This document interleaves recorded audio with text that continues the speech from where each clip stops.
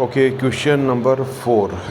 Find the voltage V in the given figure. तो यहाँ पे आप देख रहे हैं एक फिगर गिवन है जिसमें 50 वोल्ट की बैटरी लगी हुई है, 4 ohm resistance and 6 ohm resistance given है और हमें पूछा है कि वोल्टेज V कितना होगा और वोल्टेज V जो है that is across the 6 ohm resistance. तो देखो इस क्वेश्चन को हम कैसे करेंगे। यहाँ पे सबसे पहले हम यहाँ पे एक करंट मानेंगे कि यहाँ पे एक करंट फ्लो हो रही है I, ठीक है। तो हमें सबसे पहले we have to find the value of I की वैल्यू निकालनी है। तो I की वैल्यू निकालनी है तो देखो इस सर्किट को अगर हम रीड्रॉ करें तो ये सर्किट कुछ ऐसा रहेगा, ये हो जाएगा 50 वोल्ट और सिंपली टोटल रेजिस्टेंस RT। अब टोटल रेजिस्टेंस RT कितना है, 6 और 4 10 ओम। यहाँ पे कोई डाउट नहीं होना चाहिए आपको, क्यों? क्योंकि देखो ये जो पोर्शन है ये वाला, ये तो ओपन सर्किट है, ठीक है। तो अगर आप ये जो टर्मिनल है इसको रिड्यूस करके इस पॉइंट तक ला सकते हो और इस टर्मिनल को रिड्यूस करके इस पॉइंट तक ला सकते हो, तो अल्टीमेटली जो है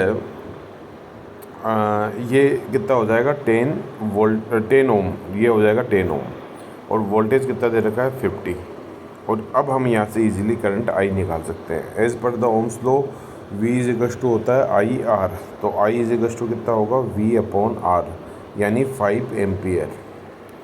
सो करंट कितनी फ्लो हो रही है हमारी यहाँ पे 5 एम्पियर की करंट फ्लो हो रही है, ठीक है। तो ये जो वैल्यू है यहाँ पे I की दैट इज़ 5 एम्पियर। अब देखो ये करंट यहाँ आएगी, यहाँ आने के बाद इसको दो पाथ मिलेंगे, या तो ये इधर जाए या इधर जाए, ठीक है।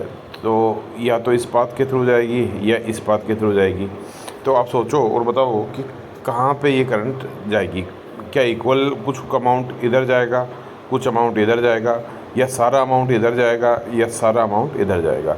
तो आपको पता है कि यहाँ पे ये जो 5 एम्पियर की करंट आ रही है वो सारी की सारी करंट क्या है इसी पाथ में जाएगी। मतलब कहने का मीन्स मेरा ये है कि जो 5 एम्पियर आ रही है वो सारी 5 एम्पियर इसी में जाएगी, इसमें बिल्कुल भी करंट नहीं जाएगी। क्यों नहीं जाएगी? आपको पता है कि ये क्या है, ओपन सर्किट है। मतलब यहाँ पे करंट एंटर इसलिए नहीं होगी क्योंकि आगे जो है वो क्या है, open circuit.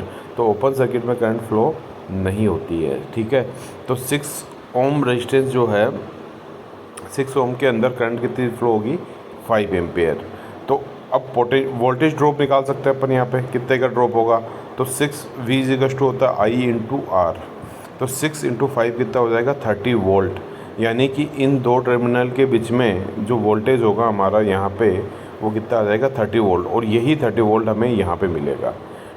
I hope it is clear. तो V की वैल्यू जो हो जाएगी वो कितनी हो जाएगी 30 वोल्ट। तो 30 वोल्ट का हमें यहाँ पे V की वैल्यू मिल जाएगी।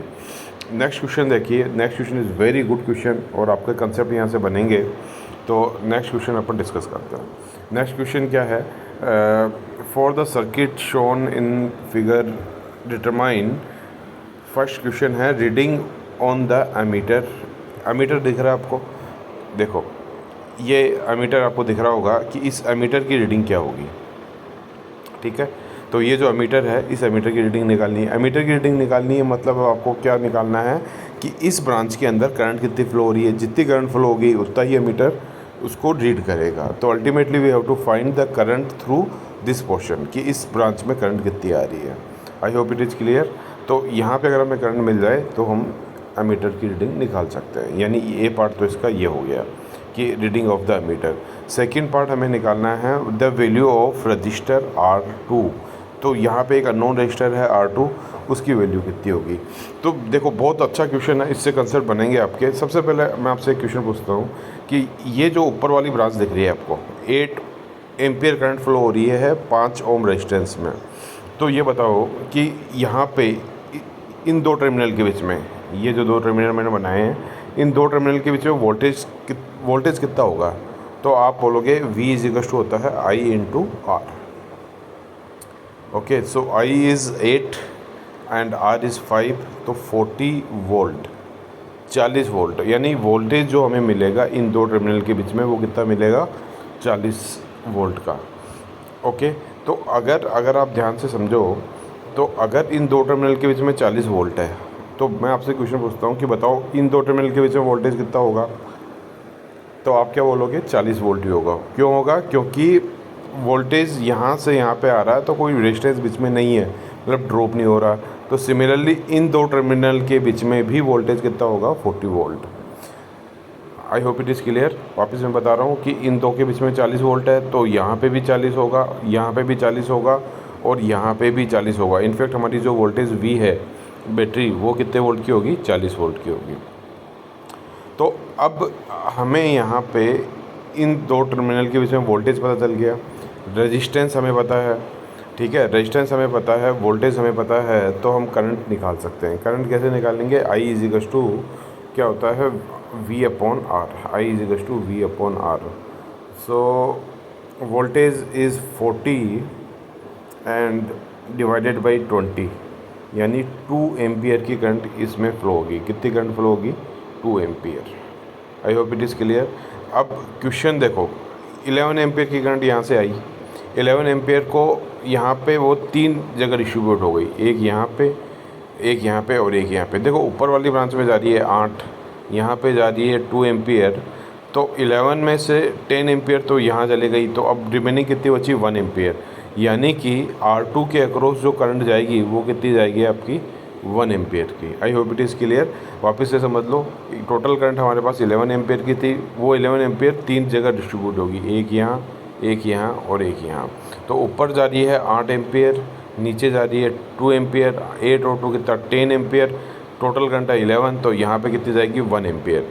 अब देखो R2 की वैल्यू निकालनी है, तो R2 की वैल्यू हम कैसे निकालेंगे कि हमें पता है कि R2 के अक्रॉस वोल्टेज जो है वो कितना है, वो है 20 वोल्ट। सॉरी R2 के अक्रॉस जो वोल्टेज है वो कितना है, 8 × 5, 40 वोल्ट है ना, जो अपन ने पहले निकाला था कि यहाँ पे वोल्टेज कितना है, 40, वही वोल्टेज यहाँ पे आ जाएगा। तो 40 वोल्ट जो है वो R2 के अक्रॉस, वापस समझाता हूँ मैं आपको। देखो यहाँ पे वोल्टेज 40 है तो यहाँ पे भी वोल्टेज कितना होगा, 40। तो 40 वोल्टेज जो है वो हमें यहाँ पे मिल गया कि 40 वोल्ट R2 के अक्रॉस है। R2 में करंट कितनी जा रही है, 1 एम्पियर जा रही है। तो ओम्स लॉ अगेन देखो, तो V = IR, तो R = कितना होगा, V/I। तो V है 40, I है 1 एम्पियर, तो रेजिस्टेंस की वैल्यू कितनी हो जाएगी, 40 ओम।